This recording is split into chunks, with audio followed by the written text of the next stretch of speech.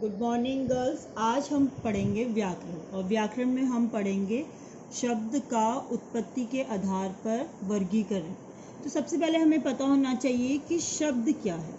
शब्द यानी वर्णों का सार्थक समूह। वर्ण क्या होते हैं? हमारे स्वर और व्यंजन, उनका सार्थक। सार्थक मतलब मीनिंगफुल, जिसका कोई अर्थ हो, उनका समूह।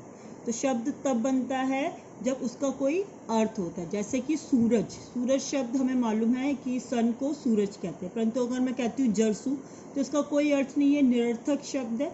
तो आज हम देखेंगे कि शब्द का उत्पत्ति के आधार पर किस प्रकार से वर्गीकरण किया जाता है।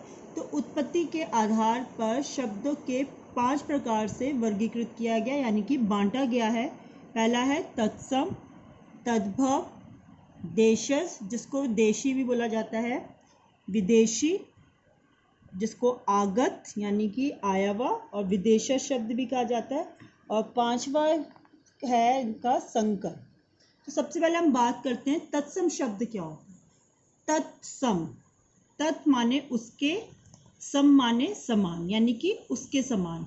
किसके समान? यानी कि संस्कृत भाषा के शब्द होते हैं, वो शब्द जिनकी उत्पत्ति संस्कृत भाषा में हुई है और वो उसी रूप में हिंदी भाषा में उपयोग में आते हैं। जैसे कि दंत यानी कि दांत जिसको हम कहते हैं, उच्च, क्षेत्र, अग्नि, कार्य, ये सब तत्सम शब्द हैं। आपने सुना होगा, जैसे देखा भी होगा, सरकारी अस्पताल में लिखा होता है दंत चिकित्सालय, वह उच्च पद पर आसीन है, इस क्षेत्र के विधायक का यह नाम है, अग्नि बहुत तेज जल रही है, वह अपना कार्य समाप्त कर चुका। तो ये सारे तत्सम शब्द हैं जो कि संस्कृत भाषा में भी इसी रूप में उपयोग में आते हैं और हिंदी भाषा में भी उसी रूप में उपयोग में आते हैं। किसी भी प्रकार का कोई परिवर्तन नहीं होता। फिर हम बात करते हैं तद्भव।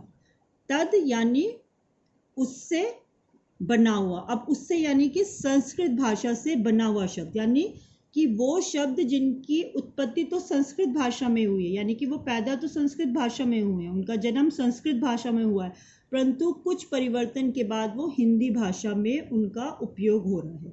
जैसे कि दंत शब्द जो है, जिसका रूप बदल के हिंदी भाषा में वो आ गया, उसका तद्भव रूप है दांत, उच्च का ऊंचा, क्षेत्र का खेत, अग्नि का आग, कार्य का काम। यानी कि ये सारे जो शब्द दिख रहे हैं आपको, ये तद्भव शब्द है जिनकी उत्पत्ति कहाँ पर हुई? संस्कृत भाषा में हुई, परंतु उनमें कुछ परिवर्तन हुआ। यहाँ पे कुछ भी परिवर्तन नहीं हुआ और तद्भव में उन शब्दों में परिवर्तन हुआ। परिवर्तन के साथ वो हिंदी भाषा में उनका उपयोग होने लगा।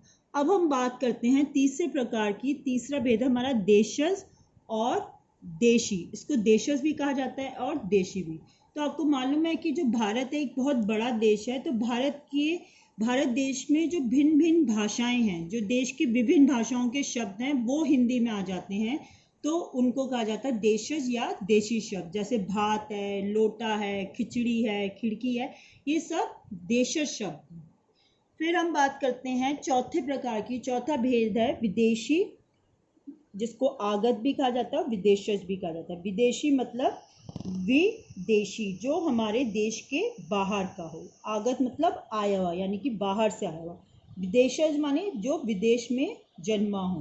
तो यानी हमारे देश में जितनी भाषाएं बोली जाती हैं, उन भाषाओं के अगर शब्द आएंगे हिंदी में तो वो देशज होंगे। अगर उन भाषाओं के शब्द आएंगे जो हमारे देश के बाहर बोली जाती है, अरबी, फारसी, अंग्रेजी, तुर्की, पुर्तगाली, इनके जब शब्द हिंदी भाषा में आते हैं तो हम उन्हें विदेशी शब्द कहते हैं। जैसे अंग्रेजी भाषा के बहुत से शब्द आते हैं, जैसे आप कहते हैं ट्रेन, पेन, डॉक्टर। अब राहगीर है, वो फारसी भाषा का शब्द है, तोप तुर्की भाषा का शब्द है।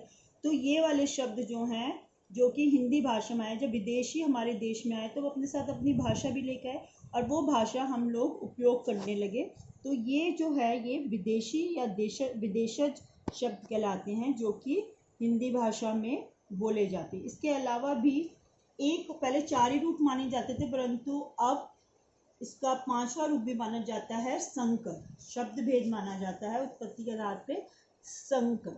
इसमें क्या होता है? जिसमें 2 भिन्न भिन्न भाषाओं के शब्द मिलाकर एक शब्द बनता है। जैसे रेल, गाड़ी। अब रेल आप देखिए, रेल इंग्लिश का शब्द है, गाड़ी हिंदी का शब्द है, परंतु रेलगाड़ी बहुत आराम से हिंदी भाषा में उपयोग हो रहा है। सील बंद, सील शब्द जो है वो आपका अंग्रेजी का शब्द है, सील्ड करना, सील करना, ठीक है। तो अब जांच करता है, देखिए जब आप जांच करता, जांच आपका हिंदी का शब्द है, करता संस्कृत का शब्द है, तो अलग अलग भाषाओं के शब्द है। इसमें कोई शब्द देशज भी हो सकता है, विदेशी भी हो सकता है, यानी हमारी देश की भाषाओं के शब्द भी हो सकते हैं। जैसे जांच करता में सारे हमारे हिंदी और संस्कृत के शब्द हैं, ठीक है। अब रेलगाड़ी में एक अंग्रेजी का शब्द है, एक हिंदी का शब्द है, तो यानी कि भिन्न भिन्न भाषाओं के शब्द जब मिलकर एक शब्द बनाते हैं वो तो संकर शब्द बनते हैं। तो ये हमारा है उत्पत्ति के आधार पर शब्द भेद, तत्सम, तद्भव, देशज, विदेशी और संकर। आशा है आपको अच्छे से ये समझ में आया होगा।